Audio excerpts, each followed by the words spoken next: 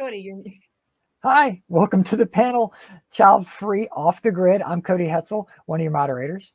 And I am LeNora Faye, also your moderator. Thank you to our sponsors, presenting sponsor, Childfree Media, champion level sponsor, Childfree Wealth, and other sponsors, 365 Diversity, Best Child for Life Possible on Facebook in the groups, Buy Childfree for merchandise, Childfree Family, Childfree Journals, StopHavingKids.org, StreamYard, and the books Age of the Child by Kristen Tsetsi and Wild Egg by Jennifer Flint. And our disclaimer, the opinions expressed within the content are solely the speakers and do not reflect the opinions and beliefs of the event or its affiliates. So let's bring up our speakers, please. All right. Hi, Kelly. Hello. Hey, Jen. Hey, Jen. So with that, let's start off with something easy. Tell us about yourself. Jen, we'll start with you. Yeah, so I'm Jen. I'm a writer. I currently work for a couple of different companies, a nonprofit and a crypto startup. I'm married, but currently petless, and I enjoy going for walks, amateur iPhone photography, and eating vegan food all across the US. And I am a child-free by choice nomad. Awesome, awesome. And Kelly. Hi, Kelly Dennings. My pronouns are she and her. I work for the Center for Biological Diversity. It's a national nonprofit conservation organization. And I was actually working from home before the pandemic, but was able to become a digital nomad in 2021 with my partner. And yeah, we enjoy being outside most in nice weather. And so we've been traveling the Southeast and left the DC area and pretty much took the amount that we were spending on rent and put it towards long-term Airbnbs. Excellent. And I think we've got Denise hiding in the background. There she is. Hey, Denise, tell us a little bit about yourself. Hello again. My name's Denise. I'm 54. I'm a photographer, childfree photographer in Brighton, UK. Currently documenting the childless, child-free movement. I'm author of the book Mum's Not the Word, and also making Dad's Not the Word, and also a new series, the Childfree series. What I'm doing now is I'm looking at the environmental aspect of being child-free.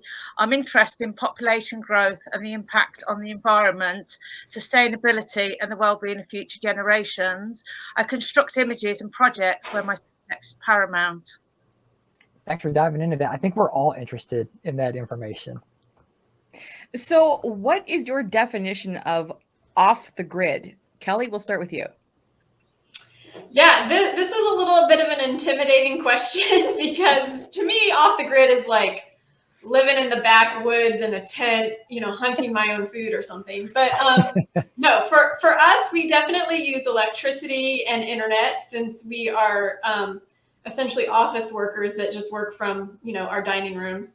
But yeah, so off the grid meant that we left a home base and move around pretty much every 6 to 8 weeks.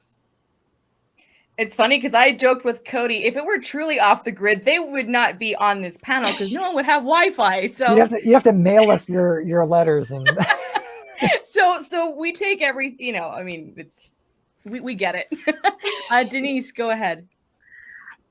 My photography has a history of representing marginalised and disenfranchised people, and I've made essays with like travellers, artists, activists, people who do not vote or affected by homelessness. Because so I kind of some of those people that I've worked with are off the grid.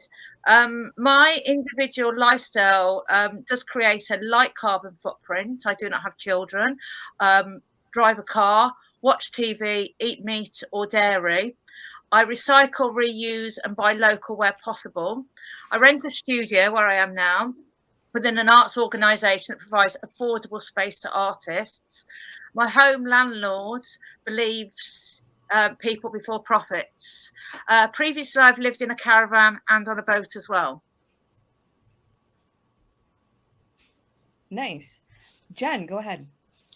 Yeah, I think I'm very similar to Kelly. We sort of, my husband and I, we left Portland, Oregon we thought we were moving to Austin, and we got there and it just kind of wasn't for us, and the job that we moved for went fully remote, and so we just kind of kept going. And yeah, off the grid to me means exactly the same as Kelly, like in the mountains of solar and Skylink and all of that. But I think for our purposes, it's just sort of being off the traditional kind of social grid, right? Because you don't have your regular neighborhood, the usual places, your friends, your family around, and you don't have all of your stuff, all of those things. And so I think that's kind of how I feel like I fit into the off the grid panel. So what do you enjoy about your lifestyle that you're setting up, Kelly? Well, I love the weather. So we are just following, and I don't even follow, I think there's like people that follow the 72, 74 degree lifestyle. I'm like 80, 78 to 80. So we've just been following the good weather pretty much. And we've been picking places that are cheaper than the DC area. And so we've enjoyed meeting new people, but also it gives us the opportunity to visit friends and family. So where a lot of people were maybe more hesitant to visit friends and family during the pandemic, we were kind of doing that safely, I think. So. Okay. And Denise? I kind of looked at this in terms of my child-free lifestyle. So I kind of put that it's my independence, doing what I want, being able to make my own choices, being in control of my life, living in a small space. I live in, we call it in the UK a bedsit, a studio flat. I live in one room in a multiple occupancy house. So when the bills come in, they're just so low. It's absolutely brilliant. So we really are not using much energy. And living in a small space as well, especially when I was living in the caravan, really encourages minimalism because, you can't buy it because you've got nowhere to put it. And also knowing that I'm doing good for the environment and the well-being of future generations. So generations in the future that are finding this, you can thank Denise and people like her for giving you air to breathe that's clean. So, Jen. Yeah, I think, exactly. For me, one of the things that I have loved, we've been doing this it'll be 2 years Labor Day weekend. So almost 2 full years. And we've been all the way across the US and back. And one of the best parts for me has been being able to meet up with friends that I knew from the internet. So, if I'm in a city and I know somebody there, I'm reaching out and saying, hey, I'm in town, let's get together. And that's been really fun because I've had a chance to connect in person with people that I probably never would have otherwise. And then just, seeing parts of the country that I would never have gone on vacation. But when we're like, hey, where can we find a cheap Airbnb with good Wi-Fi? We spent 3 weeks in Buchanan, West Virginia. That's actually where I was when I did the convention last year. But it was great. And I never would have gone on a trip to West Virginia, but it was beautiful. We met interesting people. We saw all sorts of stuff. And then also my favorite thing is when it gets dirty, we move. I'm really curious as to where you will be next year at next year's convention. You and me both, LeNora. You and me both. I like your cleaning strategy. It's like, we're moving. I mean, it's so true. It's so true. It's like, we should probably book another place because, it looks like we paid a cleaning deposit. That's part of the expenses. And, it's part of the benefit to me is you just, we leave it as tidy as we can, but we're not scrubbing the toilet or, doing those sorts of things because that's part of the cost of admission. I've been doing life all wrong. So how much research went into planning?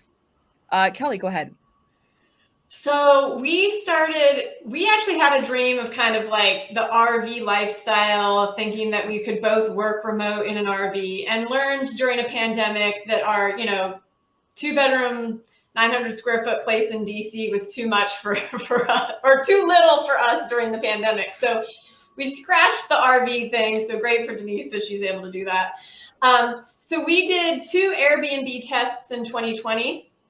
We also went to West Virginia for a month, and we did Pennsylvania for 2 weeks. And so that was kind of our test to figure out, well, what do we need to bring with us? What do the Airbnbs provide?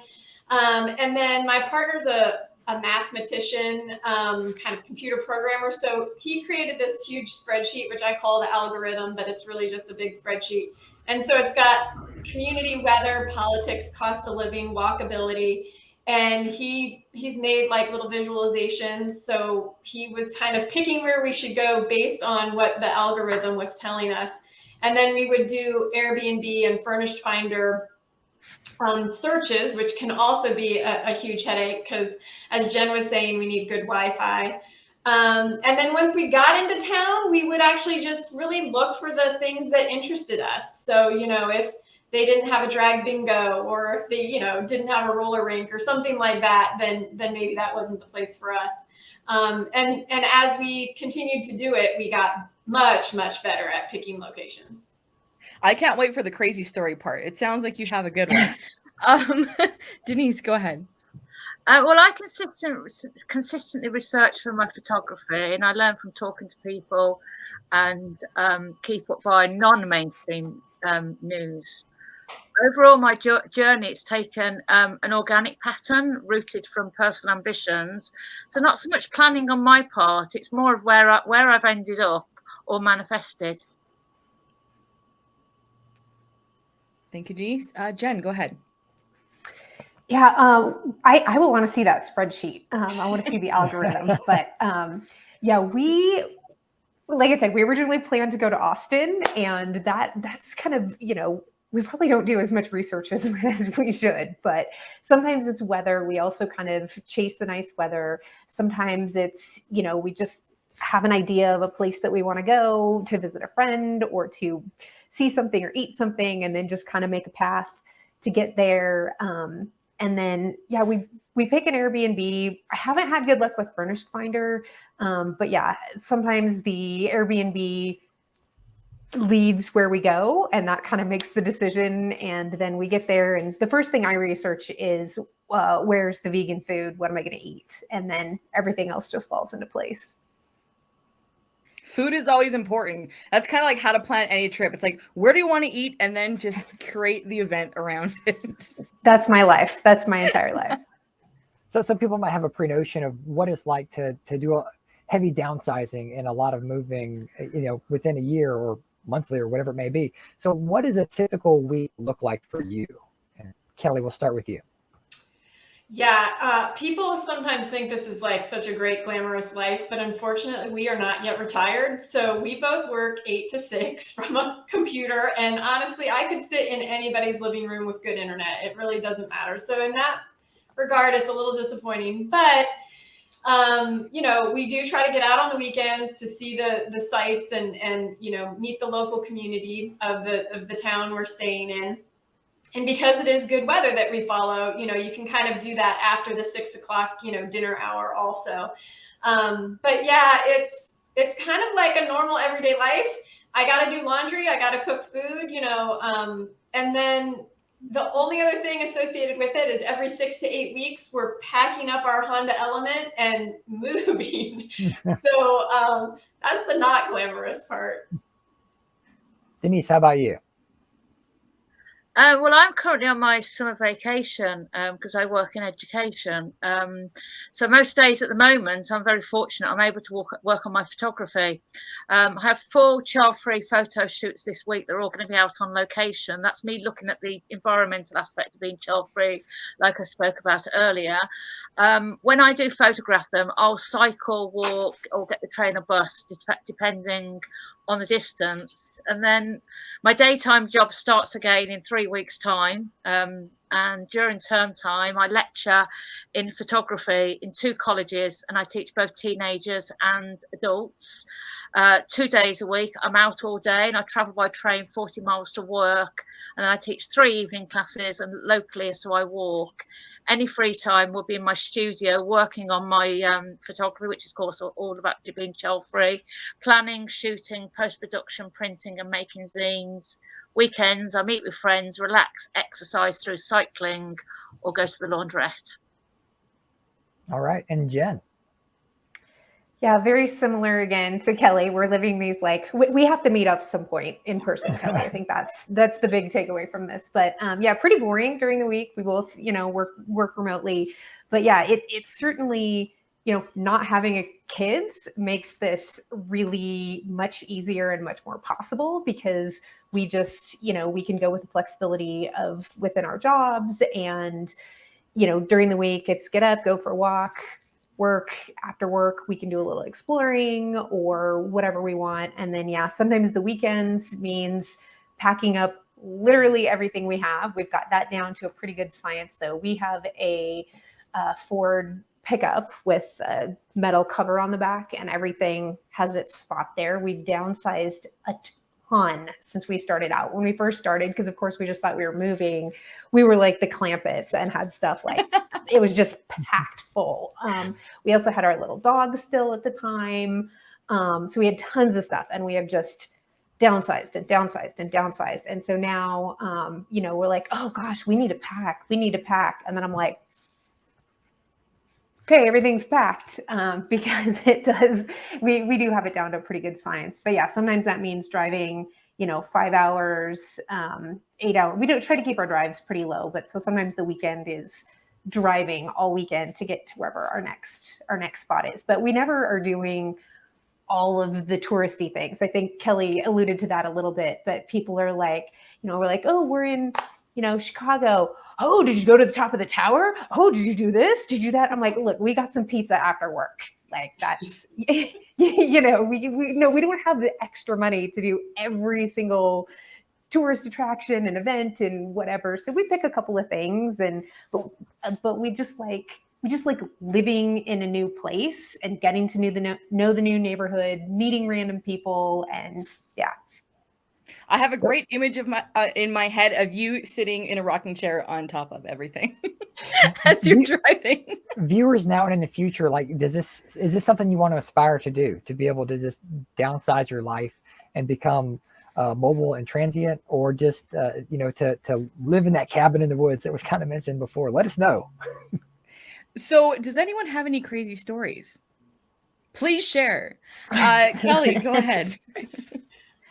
There are a lot of crazy stories, but when I asked my partner which one I should share, it was very early on. So we were in DC, and we were going to Florida. It was January, and we got a place at the beach, and both of our family members, so this was, December of 2020, our family was like, what are you doing going to Florida in the middle of the pandemic? They're not using masks, they're, what all this stuff. And as we drove down to Florida, we stopped and we did a little bit of door knocking for the Georgia runoff. I don't know if everybody remembers that. So we did a little bit of democracy work in Georgia, and we show up in Florida January 5th, literally the day before the insurrection. So January 6th, we're getting calls from our parents going, I'm so glad you left DC and are now in Florida. So it was a pretty wild time to leave a very liberal liberal area in DC to see that happen and then end up in Florida. Nice. Denise, go ahead. Well, there's quite a few, but not things I want to say publicly. So you can email us later. When I was photographing Mum's Not the Word, and you can see my technique from behind, in my studio here, my camera would kind of be up on a pole, and I'd shoot from above. So some people would come in to be photographed. I photographed 50 women in total. And they'd be really, really nervous. So to make them feel more comfortable, I'd say, oh, it's okay. I'm going to be in the series myself. So, we'll all be in it together. And generally, I share my projects like with newspapers, magazines, exhibitions in the art and the photography worlds. So when my photo book, Mum's Not the Word, was released, a nude image of me went out. And this was locally, as in, I'm in a big art complex and there's 120 studios in the building and a gallery downstairs. So I had an exhibition in the gallery downstairs with me nude in it. And in the national press twice, and then worldwide across the internet. So I'm just going to show you a very, very small image, but there's 50 women, or 49 years wrong, get my angles wrong. And that's the little one in the top right-hand corner. Little, I don't know why I said little. So never in my life had I thought I've had to take my clothes off to advance my career. Did the people that live in your area, did they avoid eye contact with you for a while after that? Luckily, it's not very explicit, so I'm not really, revealing, the bits. And please, in chat, do not give us any PR ideas for next year's convention.